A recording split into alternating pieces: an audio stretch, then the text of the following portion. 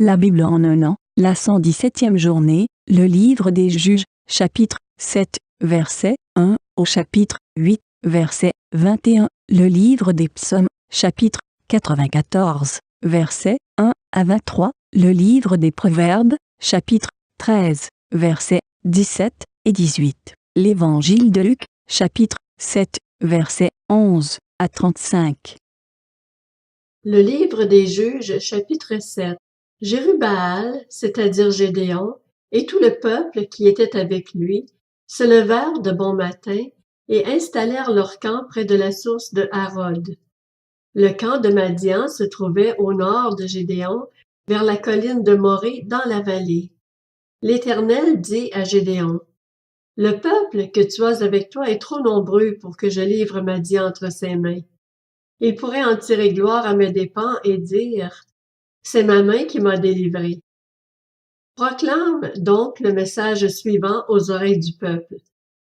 Que celui qui a peur et tremble retourne chez lui et quitte la région montagneuse de Galaad.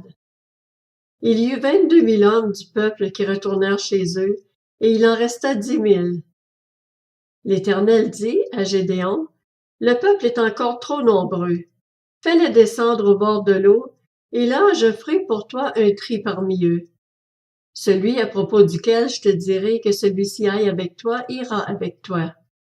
Et celui à propos duquel je te dirai que celui-ci n'aille pas avec toi, n'ira pas avec toi. » Gédéon fit descendre le peuple au bord de l'eau, et l'Éternel dit à Gédéon, « Tous ceux qui laperont l'eau avec la langue, comme le ferait un chien, tu les sépareras de tous ceux qui se mettront à genoux pour boire. Ceux qui lapèrent l'eau, en la portant à la bouche avec leurs mains, furent au nombre de 300, et tout le reste du peuple se mit à genoux pour boire. L'Éternel dit alors à Gédéon, « C'est par les 300 hommes qui ont lapé l'eau que je vous sauverai, et que je livrerai Madian entre tes mains. Que tout le reste du peuple reparte chacun chez soi. » On prit les provisions et les trompettes du peuple, puis Gédéon renvoya tous les hommes d'Israël chez eux, en gardant seulement les 300 hommes. Le camp de Madian se trouvait au-dessous de lui dans la vallée. L'Éternel dit à Gédéon pendant la nuit, « Lève-toi, descends au camp des Madianites, car je l'ai livré entre tes mains. Si tu as peur d'y descendre, vas-y avec ton serviteur Pura. Tu écouteras ce qu'ils diront, et après cela tes mains seront fortifiées. Descends donc au camp. » Gédéon descendit avec son serviteur Pura jusqu'aux avant-postes du camp. Les Madianites, les Amalécites et tous les nomades de l'Est étaient dispersés dans la vallée comme un essaim de sauterelles, et leurs chameaux étaient innombrables, comme le sable qui est au bord de la mer. Lorsque Gédéon arriva, un homme était en train de raconter un rêve à son camarade. Il disait, « J'ai fait un rêve. J'y voyais un gâteau de pain d'orge roulé dans le camp de Madian. Il est venu heurter la tente et elle est tombée. Il l'a retournée sens dessus-dessous, elle a été démolie. » Son camarade répondit, « Ce n'est rien d'autre que l'épée de Gédéon, fils de Joas, l'Israélite. Dieu a livré entre ses mains Madian et tout le camp. » Lorsque Gédéon eut entendu le récit du rêve et son explication, il se prosterna, revint au camp d'Israël et dit, « Levez-vous, car l'Éternel a livré le camp de Madian entre vos mains. » Il répartit les 300 hommes en 3 groupes, et leur remit à tous des trompettes, ainsi que des cruches vides avec des torches dans les cruches. Il leur dit, « Vous me regarderez et vous ferez comme moi. Dès que je serai arrivé aux abords du camp, vous ferez ce que je ferai. Quand je sonnerai de la trompette, ainsi que tous ceux qui seront avec moi, vous sonnerez aussi de la trompette tout autour du camp, et vous direz, « Pour l'Éternel et pour Gédéon. » Gédéon et les 100 hommes qui l'accompagnaient arrivèrent aux abords du camp peu avant minuit, alors qu'on venait de remplacer les gardes. Ils sonnèrent de la trompette et brisèrent les cruches qu'ils avaient à la main. Les 3 groupes sonnèrent de la trompette et brisèrent les cruches. Prenant de la main gauche les torches et de la main droite les trompettes dont ils devaient sonner, ils s'écrièrent, « À vos épées, pour l'Éternel et pour Gédéon, tout en restant chacun à sa place autour du camp. Le camp tout entier se mit à courir, à pousser des cris et à prendre la fuite. Les 300 hommes sonnèrent une nouvelle fois de la trompette, et dans tout le camp, l'Éternel fit en sorte que les hommes tournent l'épée les uns contre les autres. Les hommes du camp s'enfuirent jusqu'à Beth-Shitta, vers Tsorera, et jusqu'aux abords d'Abel-Mehola près de Tabat. Les hommes d'Israël, les hommes des tribus de Nephtali, d'Asser et de tout Manassé, se rassemblèrent et poursuivirent les Madianites.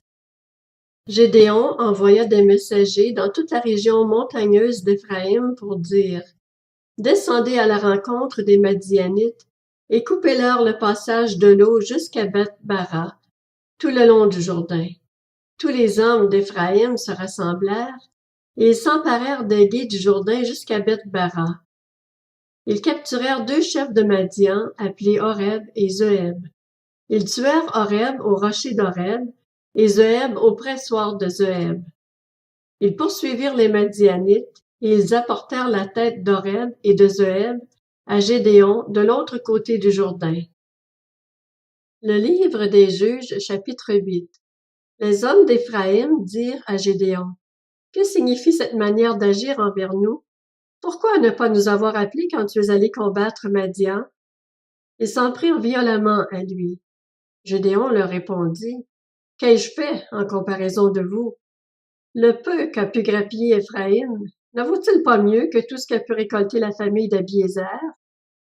C'est entre vos mains que Dieu a livré Oreb et Zeueb, les chefs de Madian. Qu'ai-je donc pu faire en comparaison de vous? » Lorsqu'il eut dit cela, leur colère contre lui s'apaisa. Gédéon arriva au Jourdain et le passa, ainsi que les 300 hommes qui étaient avec lui. Bien que fatigués, ils étaient toujours à la poursuite des Madianites. Gédéon dit aux habitants de Sukkot, « Donnez, je vous en prie, quelques pains aux hommes qui m'accompagnent, car ils sont fatigués et je suis à la poursuite de Zébak et de Tsalmuna, les rois de Madian. » Les chefs de Sukkot répondirent, « Zébak et Tsalmuna sont-ils déjà en ton pouvoir, pour que nous donnions du pain à ton armée? » Gédéon répliqua, « Eh bien, lorsque l'Éternel aura livré entre mes mains Zébak et Tsalmuna, je déchirerai votre chair avec des épines du désert et avec des chardons. » De là, il monta à Penuel, et il fit la même demande aux habitants de Penuel. Ils lui répondirent comme ceux de Sukkot, et il leur dit aussi, « Quand je reviendrai en paix, je démolirai cette tour. » Zébak et Tsalmuna se trouvaient à Karkor, avec leur armée d'environ 15 000 hommes, les seuls survivants de toute l'armée des nomades de l'Est. 120 000 hommes, aptes au combat, avaient été tués. Gédéon monta par le chemin qu'empruntent les nomades, à l'est de Nobak et de Jokbea, et il bâtit l'armée qui se croyait en sécurité. Zébak et Tsalmuna prirent la fuite, et Gédéon les poursuivit. Il s'empara des 2 rois de Madian, Zébak et Tsalmuna, et il mit en déroute toute l'armée. Gédéon, fils de Joas, revint de la bataille par la montée de Hérès. Il captura un jeune homme habitant de Sukkot, qui l'interrogea et qui lui mit par écrit le nom des chefs et des anciens de Sukkot. Cela représentait 77 hommes. Puis il alla trouver les habitants de Sukkot et leur dit, « Voici Zébak et Tsalmuna, au sujet desquels vous m'avez insulté en disant, « Zébak et Tsalmuna sont-ils déjà en ton pouvoir pour que nous donnions du pain à tes hommes fatigués? » Il s'empara des anciens de la ville et punit les habitants de Sukkot avec des épines du désert et avec des chardons. Il démolit aussi la tour de Penuel et tua les habitants de la ville. Gédéon demanda à Zébak et à Tsalmuna, « Comment étaient les hommes que vous avez tués au mont Tabor? » Ils répondirent, « Ils te ressemblaient. Chacun avait l'air d'un fils de roi. » Il dit, « C'étaient mes frères, les fils de ma mère. L'Éternel est vivant. Si vous les aviez laissés vivre, je ne vous tuerais pas. » Et il ordonna à Jéter, son fils aîné, « Lève-toi, tue-les. » Mais le jeune garçon ne dégaina pas son épée parce qu'il avait peur. En effet, c'était encore un enfant. Zébak et Tsalmuna dirent, « Lève-toi toi-même et tue-nous, car c'est à un homme fort de le faire. Gédéon se leva alors et tua Zébak et Tsalmuna. Il prit ensuite les ornements en forme de croissant qui étaient au cou de leurs chameaux. Le livre des Psaumes, chapitre 94. Dieu des vengeances, éternel, Dieu des vengeances, révèle-toi. Lève-toi, juge de la terre. Paie aux orgueilleux le salaire qu'ils méritent. Jusqu'à quand les méchants, éternel? Jusqu'à quand les méchants vont-ils triompher? Ils fanfaronnent, ils parlent avec arrogance, tous ceux qui commettent l'injustice se vantent. Éternel, ils écrasent ton peuple, ils humilient ton héritage, ils égorgent la veuve et l'étranger, ils assassinent les orphelins. Et ils disent, l'Éternel ne le voit pas, le Dieu de Jacob n'y fait pas attention. Faites attention, idiots, hommes stupides, quand ferez-vous preuve de bon sens? Celui qui a fixé l'oreille n'entendrait-il pas? Celui qui a formé l'œil ne verrait-il pas? Celui qui corrige les nations ne punirait-il pas, lui qui enseigne à l'homme la connaissance? L'Éternel connaît les pensées de l'homme, il sait qu'elles sont sans valeur. Heureux l'homme que tu corriges, Éternel, et que tu enseignes par ta loi, pour lui donner de la tranquillité quand vient le malheur, tandis que la tombe est creusée pour le méchant. L'Éternel ne délaisse pas son peuple, il n'abandonne pas son héritage, car on rendra de nouveau un jugement juste, et tous ceux dont le cœur est droit s'y conformeront. Qui se lèvera pour moi contre ceux qui font le mal? Qui me soutiendra contre ceux qui commettent l'injustice? Si l'Éternel n'était pas mon secours, j'habiterais bien vite dans le monde du silence. Quand je dis « mon pied est en train de glisser », ta bonté éternelle me sert d'appui. Quand mon cœur est agité par une foule de pensées, tes consolations me rendent la joie. Comment pourrais-tu être le complice de mauvais juges qui commettent des crimes au mépris de la loi? Ils se liguent contre le juste, ils condamnent l'innocent, mais l'Éternel est ma forteresse, mon Dieu est le rocher où je trouve un refuge. Il fera retomber leurs crimes sur eux, il les réduira au silence par leur méchanceté. L'Éternel, notre Dieu, les réduira au silence. Le livre des Proverbes, chapitre 13. Un envoyé méchant tombe dans le malheur, mais un messager fidèle apporte la guérison. La pauvreté et la honte sont pour qui néglige l'instruction, l'honneur pour qui tient compte du reproche. L'Évangile de Luc, chapitre 7. Le jour suivant, Jésus alla dans une ville appelée Naïm. Ses disciples, en assez grand nombre, et une grande foule faisaient route avec lui. Lorsqu'il fut près de la porte de la ville, voici qu'on portait en terre un mort, fils unique de sa mère, qui était veuve. Beaucoup d'habitants de la ville l'accompagnaient. En voyant la femme, le Seigneur fut rempli de compassion pour elle et lui dit, « Ne pleure pas. » Il s'approcha et toucha le cercueil. Ceux qui le portaient s'arrêtèrent. Il dit, « Jeune homme, je te le dis, lève-toi. » Et le mort s'assit et se mit à parler. Jésus le rendit à sa mère. Tous furent saisis de crainte et ils rendaient gloire à Dieu en disant, « Un grand prophète a surgi parmi nous, et Dieu a visité son peuple. » Cette déclaration sur Jésus se propagea dans toute la Judée et dans toute la région. Jean fut informé de tout cela par ses disciples. Il en appela deux qu'il envoya vers Jésus pour lui dire, « Es-tu celui qui doit venir ou devons-nous en attendre un autre? » Arrivés vers Jésus, ils dirent, « Jean-Baptiste nous a envoyés vers toi pour te demander, « Es-tu celui qui doit venir ou devons-nous en attendre un autre? » À ce moment-là, Jésus guérit de nombreuses personnes de maladies, d'infirmités et d'esprits mauvais, et il rendit la vue à bien des aveugles. Puis il leur répondit, « Allez rapporter à Jean ce que vous avez vu et entendu. Les aveugles voient, les boiteux marchent, les lépreux sont purifiés, les sourds entendent, les morts ressuscitent. La bonne nouvelle est annoncée aux pauvres.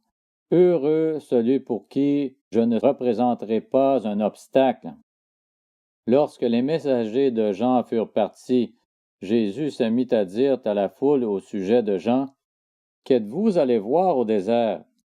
Un roseau agité par le vent? Mais qu'êtes-vous allé voir? Un homme habillé de tenues élégantes? Ceux qui portent des tenues somptueuses et qui vivent dans le luxe se trouvent dans les maisons des rois. Qu'êtes-vous donc allé voir? Un prophète? Oui, je vous le dis, et plus qu'un prophète. C'est celui à propos duquel il est écrit: Voici, j'envoie mon messager devant toi pour te préparer le chemin. Je vous le dis, parmi ceux qui sont nés de femmes, aucun prophète n'est plus grand que Jean-Baptiste. Cependant, le plus petit dans le royaume de Dieu est plus grand que lui. Tout le peuple qui l'a entendu et même les collecteurs d'impôts ont reconnu la justice de Dieu en se faisant baptiser du baptême de Jean. Mais les pharisiens et les professeurs de la loi, en ne se faisant pas baptiser par lui, ont rejeté le plan de Dieu pour eux. À qui donc comparerai-je les hommes de cette génération? À qui ressemblent-ils? Ils ressemblent à des enfants assis sur la place publique, qui se parlent les uns aux autres et disent: Nous vous avons joué de la flûte, et vous n'avez pas dansé, nous avons entonné des chants funèbres, et vous n'avez pas pleuré. En effet, Jean-Baptiste est venu, il ne mange pas de pain et ne boit pas de vin, et vous dites: Il a un démon. Le Fils de l'homme est venu, il mange et il boit, et vous dites: C'est un glouton et un buveur, un ami des collecteurs d'impôts et des pécheurs. Mais la sagesse a été reconnue juste par tous ses enfants.